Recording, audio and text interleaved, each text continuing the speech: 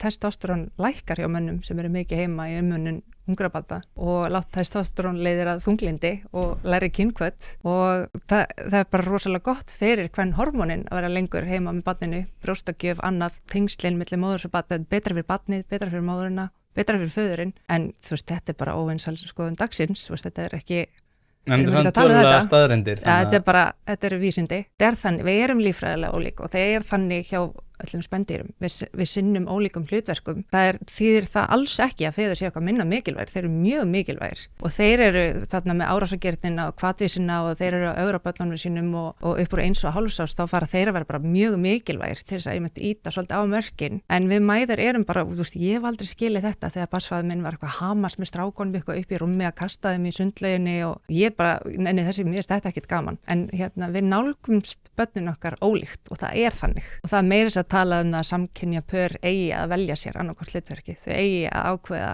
hvorið var hvað. Það ekki hægt að vera 50-50 í því. Það þurfi að vera annar sem að sjá sitt gott hlutverki. Þú veist, það ekki hægt að segja pappin eða mamman.